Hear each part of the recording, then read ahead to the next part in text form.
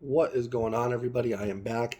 Today's video, we're going to take our first dive into the Seahawks 2023 offseason. We're not going to talk draft in this one. We're going to talk what comes first. Some of the cuts and some of the free agency moves they can make. We'll go over the cap space they have, where they could save money on certain players they could cut, and some of the impending free agents. We'll go through free agency.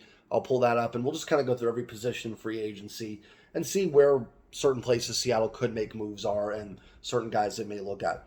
Let's first look at the roster, their total cap savings, and what they could save and add more money for pre-June 1st cuts and post-June 1st cuts. First of all, according to Over the Cap, the Seahawks have $31.24 million in cap space coming up 2023. Off the bat, that sounds like a lot, but you have to allocate some of that to draft picks, first and foremost. And Seattle's going to have a lot of draft picks, and they're going to have expensive draft picks because they have a top 5 pick. They could trade down, but they also have a top 20 pick. Bottom line, they're probably going to be spending a decent amount of money on the draft. They also don't have a quarterback under contract for 2023, technically. Geno Smith and Drew Lock are both free agents. So they could end up spending a lot of money there. Geno Smith alone could end up taking up that $31 million for their cap space right there. So they're going to have to release some players. They're going to have to make some moves that are they're not going to be able to keep everybody, essentially. I know it sounds rough because you'd think this team would have, and they do have a lot of money. I mean, go look at teams like the Saints, and they're like negative $56 million in the cap. The Bucks are negative. The Packers are negative. The Niners have half the cap space the Seahawks have. And the Bucks don't have a quarterback under contract either. So Seattle is in good cap shape. But they are going to have to make some moves if they want to sign some people. I don't expect this team to be very active in free agency. In the Pete Carroll era, they really haven't been. 2011, when there was the strike and then the offseason started in like August, 2 weeks before preseason, they were active then. They've made some nice shrewd moves like the Cliff Averill, Michael Bennett moves prior to 2013. But those weren't, at the time, those were not high-profile signings. Bennett was a 1-year deal, and Averill was a 2-year deal. So they really haven't been huge free agent spenders. Doesn't mean they haven't looked there and made some moves, but for the most part, they usually get more second-tier guys. So let's go through, first and foremost, let's look at pre-June 1st cuts. One of the big ones that name would come up is, let me talk about names that are probably pretty obvious cuts. Gabe Jackson, I'd be blown away if he is not cut. It's a $6.5 million cap savings. He was fine. Like, he's an okay veteran. Like, there's nothing wrong with Gabe Jackson on your roster. But right guard is a position they need to look to upgrade from.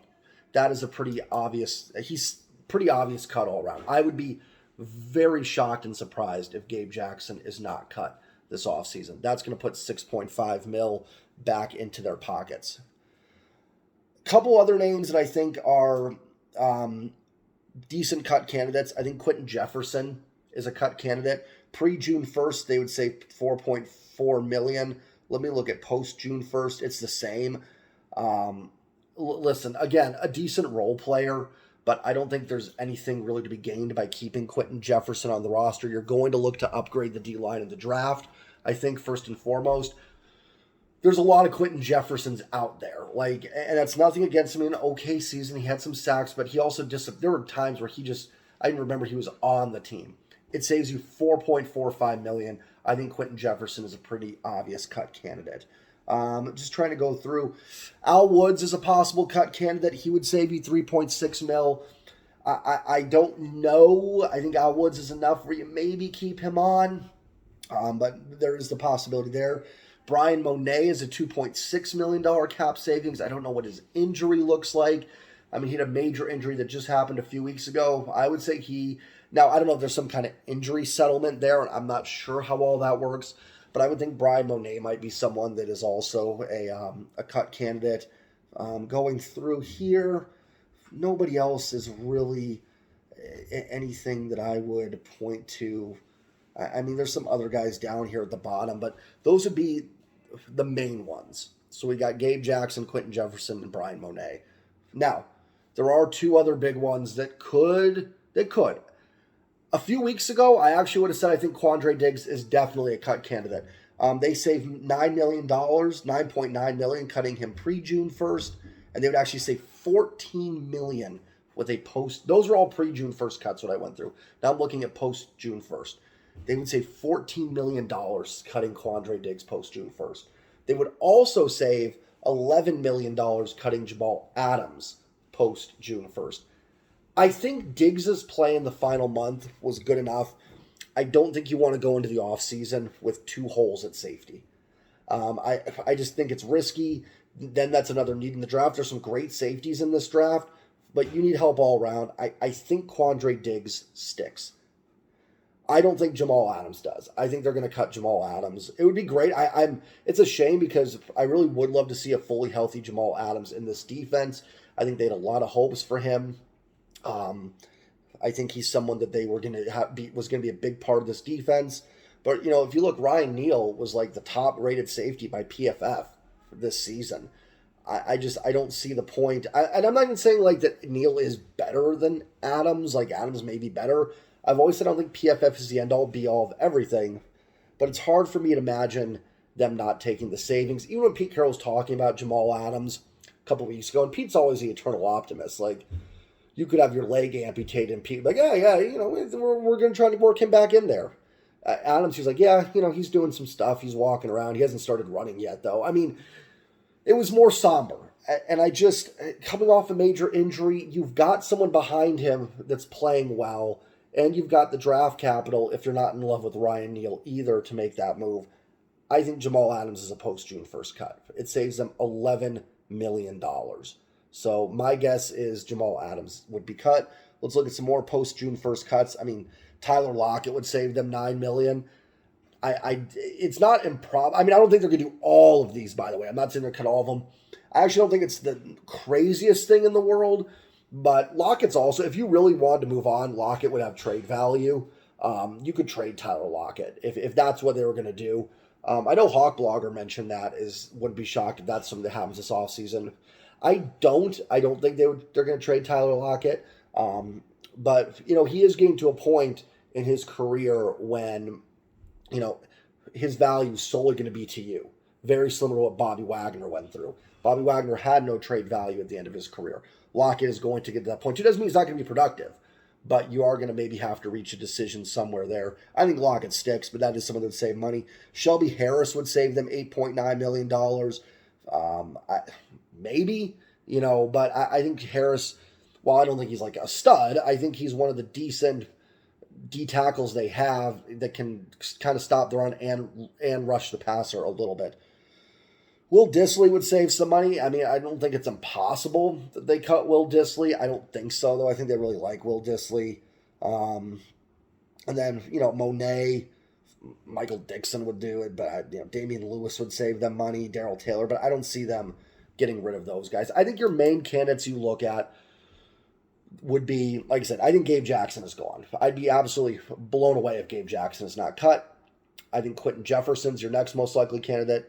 Brian Monet and Jamal Adams. I think those are the most likely cut candidates on this team to give them a little bit more money.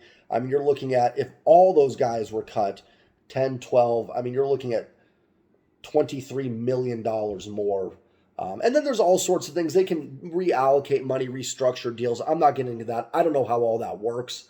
I'm not going to get into that. And then after that, I would say Quandre Diggs is still someone to watch. And I would say Tyler Lockett is someone to keep an eye on. Not so much for a cut, but if they don't want to cut Jamal Adams, they don't want to cut Jefferson and Monet, you could look at Diggs and Lockett as a possible trade candidate. I don't think they want to move on from Diggs. I think his last month was good enough, but, it is a possibility. I'm now going to pull up 2023 free agents, and we're just going to go through. This is me. I'm doing this right now, so I don't have any inclination. I mean, I know some of the free agents, but we're going to look through this together and just kind of go through some names that may stick out. We'll go to this site here. I don't know how accurate this is, too. If some of these guys are not free agents, then I apologize. So quarterbacks. This looks right to me. So we'll go through quarterbacks. These are guys that are all free agents. And Seattle currently, I believe, does not have a quarterback on its current roster. The obvious one is Geno Smith. I think they will look to re-sign Geno Smith. I do think Geno Smith's dollar value has gone up this postseason when you've seen the struggles that Dak Prescott had, considering that Geno played better against the Niners defense. Kirk Cousins didn't struggle, but his inability to kind of win a big playoff game, it makes Geno kind of go, listen, I'm just as good as these guys. And whether he is or isn't, you can decide. But I think his price has gone up. Now, maybe you get, I'm not talking about hometown discounts, but maybe Geno's camp looks and goes, listen, this is your first kind of breakout year. You're a 10-year vet. Let's be safe. You can succeed in Seattle's system. We want to go back to Seattle. Now, I'm not saying that's going to lead to a discount or anything. I don't like doing that. I don't think players should take discounts. They should get what they're worth. But maybe Geno does look at that and go, listen, I'll take $5 million less to play in Seattle because I know I can succeed there. I know the coaching staff. And I'm not taking a huge risk going somewhere else where I'm not sure of that. I don't so much view that as a discount. It's just that the familiarity plays a role. We'll see. But yeah, I do think Geno's going to cost you $35 million a year, possibly. Drew Lock's a free agent. Other than that, I'd rather just draft a backup quarterback. I know some people really are enamored with Drew Lock and the praise he got in the offseason. First of all, of course they're going to praise him. They acquired him in a trade. They're not going to stand there and go, yeah, this guy's a throw-in, and we're just not going to deal with this, and we don't want this to be a thing and everything, So I'm trying to see. Some of these have player options and club options here. I didn't see that because I saw Lamar Jackson on here, and I'm thinking that's a player option or something. So I'm going to go to a different site here because I'm not sure what the player and club options, what we're looking at here. I don't want top 53. I don't want top 50 players. I want NFL free. I don't want top 20. I want all NFL free agents. Maybe Lamar is a free agent. All right, well, we'll go back to that. Anyways, I don't expect them to bash Drew Lock after a game of trade. Drew Lock has been bad. He's played. And I know Geno was too. But I thought Geno did show some signs last year of being a good quarterback. I just haven't seen it from Drew Lock. They want to bring Drew Lock back on a one-year deal as a backup quarterback, whatever. I'm not going to throw a fit about it. But I think my personal opinion is you look to draft a quarterback, and it's kind of a hedge for Geno. There's no guarantees. Geno's great next year, and you can get someone maybe in the second or third round that's not, a top prospect at quarterback, but somebody that is good enough if Geno stumbles, you can put him in, and he could be someone in the future. We are going to look at running back because I do think running back is a need for this team. Kenneth Walker had a breakout rookie year. He's definitely going to be the number one guy. You do have Rashad Penny, but he's suffering another major injury. That could help you get Rashad Penny back cheap, but it could also end up making, where you don't want to bring him back because you don't trust that injury history. I actually thought one of the things that held Seattle back a little bit was not having a lot of running back depth. DJ Dallas is okay. Travis Homer's a pass blocking guy. But other than that, I wouldn't mind them looking at running back and seeing if there's something they can do behind Kenneth Walker. You've got some big names. Saquon Barkley's a free agent. Josh Jacobs is a free agent. Raheem Mostert would be an interesting flyer to take on. I like Boston Scott. He would be someone kind of a little scat back. That wouldn't be a bad idea. It's like Miles Sanders. They're not going to go big. They're not signing Saquon Barkley. Honestly, right here, Rashad Penny, on a one-year deal again, taking a shot at it. Because he's got, if we're looking at Mostert, you got to look at Penny with the injury history. Matt Breida did some good things in New York. Now we're kind of getting into the bottom here of guys that are just, kind of the same as Salvin Ahmed. He's a restricted free agent. So I was like, I don't think he's a free agent. Here's all the unrestricted. Okay. Yeah, Mostert is interesting. Jamal Williams would be interesting. Probably cost you a little bit more money, but that'd be kind of a real fun 1-2 punch with him and Kenneth Walker. They're not going to go get Josh Jacobs. They're not getting Barkley, but Penny, Mostert, and I think Jamal Williams would be guys that'd be interesting to look at. We are going to look at wide receiver. Again, a position I think is a need. You're great at 1-2, but outside of Metcalf and Lockett, there's just not a lot of depth there. They were running out Laquan Treadwell, Cade Johnson. I thought Derek Young had some flashes. When he got the ball, he showed some burst, but he hasn't proven enough to be number 3. You're not going to cut D. Eskridge yet, but you cannot rely on D. Eskridge to be any part of this team. Again, you don't cut him. It's like LJ Collier. You're not going to cut him because there's nothing to it to cut him. You might as well make the roster and see what he can do. But D. Eskridge has been a nothing so far. You cannot rely on him. He's on the roster, great, see what he can do. But you don't go into the offseason and go, yeah, well, we got D. Eskridge coming back as well. The wide receiver list I know is very bleak. Nelson Aguilar, Sterling Shepard, DJ Chark, Randall Cobb. I mean, like Marvin Jones is interesting. Alan Lazard's kind of interesting. Juju, but I just don't see AJ Green's a corpse at this point. I mean, I just don't see any of these. This is a bad list. I mean, Julio Jones 10 years ago would have been great. Randall Cobb, Sterling Shepard, Byron Pringle would be someone that's kind of interesting, but none of these scream to me moves the Seahawks would make. Is Marquise Goodwin a free agent? I would bring back Marquise Goodwin on a one-year deal. I thought he did a nice job for the team. I'd throw a one-year deal his way and bring him back. He's exactly what they thought they were going to get with guys like Philip Dorsett when they signed him. I thought Goodwin had a nice season. I'd honestly bring him back. Noah Brown is kind of interesting down here. Just guys I might look at. There's Philip Dorsett. I always liked Dante Pettis at UW, but I mean, I think Equinemius St. Brown was just re-signed by the Bears. But it's a bleak wide receiver class for sure. I'm not going to look at tight ends or tackles. Even if the team did cut Will Dissly or something, you've got Noah Fant, Colby Parkinson. Maybe they draft a tight end in the 6th, 7th round, but I don't think they're going to go anywhere free agency tight end. Tackle, I mean, they're pretty set. You've got the 2 rookies, Cross, Lucas. You even have pretty good young depth with Curhan and Stone Forsythe. But we will look at interior offensive line. So let's start with guard. And let's look at guard. Now, I like Damian Lewis at left guard, but, you could look to upgrade at the right guard position for sure. Gabe Jackson, like I said, I think is a cut candidate. So let's see what's out there. I mean, you got Justin Pugh from Arizona, Roger Saffold. It's kind of weak. Trey Turner, but he's older now. Phil Haynes is someone they might bring back. He's a free agent. Wouldn't shock me if Haynes is back on a one-year deal. He had a bad year. I was disappointed in Phil Haynes. I thought he would kind of step up and be the guy that could take over for Gabe Jackson. I think they wanted him to, but he did not have a very good season. And none of these guys really jump out to me. I think guard is where you have to go in the draft. I think that's a draft position all the way for this team. Like I said, Saffold's there prior. Trey Turner's only 29. I thought he was a little bit older than that. You've got, like I said, Saffold's 34.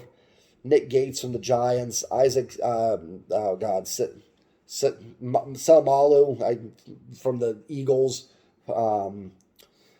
Just not a lot of guys that I'm really, Pugh's older.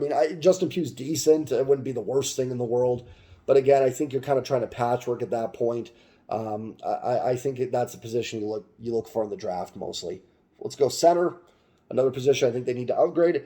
I'm going to say something that's going to make people go, what? I'm not against bringing back Austin Blythe on a one-year deal. I thought Austin Blythe was an okay stopgap. He's what a stopgap is supposed to be. He was okay. Was he great? No. Was he good at times? Was he bad at times? Yeah. He was about average. I would put him, you'd rank him 17th out of all the centers. And that's fine. On a one-year deal, that's not a problem. You don't know what you're always going to get in the draft. So if you want to bring back Austin Blythe on a one-year deal, I'm fine with that. You've got Connor McGovern, Rodney Hudson. Jason Kelsey is a free agent, but he's either going to retire or stay an Eagle. He's not going to go anywhere else. You've got Bradbury from Minnesota, but I don't know, Posick. I could see them bringing back Blythe on a one-year deal, and that's another position I think you draft. I think you draft a couple guys in that interior line. It wouldn't shock me if they go out and get some people here again. There's two Connor McGoverns. There's Dallas and I didn't know there was actually two. I thought they were the same guy. That's weird. There's some guys on here I could see them getting, like, Nick Martin from Washington. And same with the guard position. They'll probably make a move, and there's even tackles that can slide to guards. I think they'll sign somebody in free agency, but I don't think anybody that's going to be, a huge upgrade. Let's look at defensive end and tackle, linebacker, and then I think we'll call it. Defensive end is interesting. Remember, Seattle's running a 3-4 now. So you kind of got to view these guys as more outside linebackers than you do defensive end for the Seahawks, but technically it's D-end. Robert Quinn's a free agent. I don't know, Brandon Graham, but I can't imagine him, leaving Philadelphia and going somewhere else. And I don't see them spending that money there. Clowney wouldn't come back, and I don't think you want Clowney back. Clowney's a guy that, we talk about how important pressures are, but you also have to finish the job, and Clowney just hasn't. He gets the pressures, but doesn't get the sacks. Um, Cleveland Farrell would be an interesting guy as kind of a flyer. Seattle likes those guys that have been former top picks. I don't know what he would demand on the open market. Is Poona Ford really an unrestricted free agent? Oh, I didn't know Poona Ford was a free. Boy, I'm bad with my own team's free agents, aren't I? I think you look at Poona. I think you want to try and bring him back. It's going to be curious to see what he gets on the open market. Like I said, Cleveland Farrell, someone I could see them looking at. Arden Key's a nice pass rusher that I don't think would be too expensive, but he's not a run stuffer. He is a pass rusher. And I think Seattle needs some more multi-dimensional DNs. Nwosu's pretty good, but Darrell Taylor's strictly a pass rush guy. Boyan Mafe's more of a run stuffing guy. You want to get some guys that can do a little bit of both for you. LJ Collier, yeah, we know that. He's not going to be back. I mean, Contavious Street is an interesting guy. He had 4 sacks last year. That can do a little bit of both. Again, I think they'll make a move. I could totally see them, Carlos Watkins from Dallas is a guy I could see them looking at as well. I'm not going to go through every name here. I think they'll sign one of these guys, but nothing big. I could see if Cleveland Farrell's market is small, with them bringing him in, sort of like they did with Kimdiche, Deion Jordan, guys like that. They love those uber talented guys that just never really worked out. Now, if you notice with Kimdiche and Deion Jordan, those guys were athletic freaks. Farrell's not quite in their boat, so maybe not. Seattle loves those just uber athletic guys, and I think their thought is like, hey, maybe the system failed these guys, so we'll see what we can do. And then Poona's going to be an interesting one. I think you want to bring Poona Ford back, but I'm curious what his market is, because I didn't think he was as disruptive. He's a good player, but I didn't think he was as disruptive as he could have been. So I'm curious what he ends up demanding and getting on the open market. Defensive tackles, definitely a position. If you can get pass rush from the interior, it is obviously more valuable. I mean, Fletcher Cox and Javon Hargrave, both free agents from the Eagles. If they want to go big for Hargrave, I mean, I'd be all for that. But, I mean, he is not going to be cheap, at all. So, that would be a big splash. David Onyemata from New Orleans is an unrestricted free agent. That would be a real nice signing in that interior line. Jerry Tillery is someone that hasn't really done it yet, but I could see, I think they liked Tillery when he came out of the draft. I want to say he was that same draft with LJ Collier, and I think they really liked Tillery. Wouldn't shock me on a 1-year deal if Jerry Tillery is someone they look at to bring in. There's your other normal big men in there that aren't much of pass rushers. I mean, you could always use a few run stuffers in there. Dalvin Tomlinson's a free agent, but I don't think they're going to spend money on someone like him. Shai Tuttle is an interesting name as well. That, again, it depends on what these guys are going to get. I would not be shocked at all if Jerry Tillery is someone they look at. They liked him in 19 during the draft. This team loves, like I said, they like to go get guys they couldn't get the first time. Not saying that's going to be some big splash, but I wouldn't be shocked if they got Jerry Tillery on a 1-year deal. I'm going to look at linebackers and corners, and then we're going to end it. Let's look at they need more inside linebacker help they're looking at. They're not looking at the pass rushing outside linebackers. I mean, Levante David is the big name. Tampa Bay doubt is going to be able to re-sign him. They're already in cap misery. I don't know how much he fits this Seattle defensive scheme. I mean, he's a good enough player. I don't think it would matter, but I don't see them viewing him as someone that really fits in here. Corey Littleton's an interesting name. Quan Alexander's a free agent, but he hasn't done not a lot of inside linebacking free agents here. They have done some linebackers and free agents. They got, Michael Wilhoit in 17. Who was the guy from the Browns that they signed in 2018? to play outside linebacker. It's going to kill me, and I'm going to have to look it up. Oh my gosh, I got to look it up now, and then we'll come back to the corners. Came over from that Mingo, Barkevius Mingo, and of course, right after I exit out of the free agents, the name comes to me. So every now and then they do make a move for a linebacker. I could see someone like I was about to say Fred Warner, Quan Alexander. I don't see them spending the money on a Levante David. It would be fun, but I don't see that happening. Somehow I just ended up on Brock Purdy's page. Ominous. Let's see. We'll look at corners. Obviously, you got to feel like they're set at the one corner spot with Tariq Woolen, but they could use an upgrade at the other two corner spots for sure. I'm getting a call here. Let me just delete that. They could definitely use an upgrade. Michael Jackson was all right. I'm not against it. They still have Trey Brown. Again, I don't think they're going to go active in the corner, but it is somewhere where they've looked. They've acquired Sidney Jones. They acquired Kerry Williams a few years ago. They've gone out and they got Artie Burns. Now, those guys didn't really play much, but they have shown that they will sign free agent corners here. I don't know if any of these guys really fit what they're looking at. Kyle Fuller's interesting. Artie Burns played in 3 games, 16 snaps all year, man. Byron Murphy, it would be really interesting as a free agent. Trey Flowers is a free agent. I don't see that happening again. Looking through here, I just don't see, trying to think of someone that maybe was familiar with Desai. If he ends up staying on, doesn't get a D coordinator position.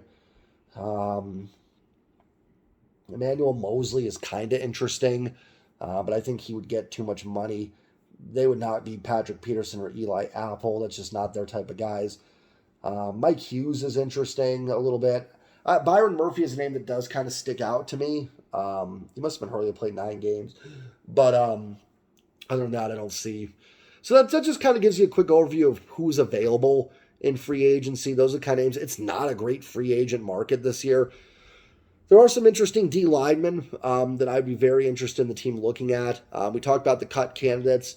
Internal free agents that you want to look at are obviously Geno, Puna Ford. I think Marquise Goodwin is a good name to bring back on a 1-year deal. And if I maybe said one more, I think Cody Barton is a free agent as well. I think he's a restricted. Let me check, because I think he's technically considered an outside linebacker. I think Cody Barton is a free agent too. Let's see. He might be a restricted free agent. I think Ryan Neal's a restricted free agent. I don't see his name. I could have sworn Cody Barton was a... Tanner Muse is a restricted free agent. I could have sworn. Can you look up by name here? Search a player team. Cody... Sorry, I'm doing all this on the fly here, but let's look up Cody Barton. Come on.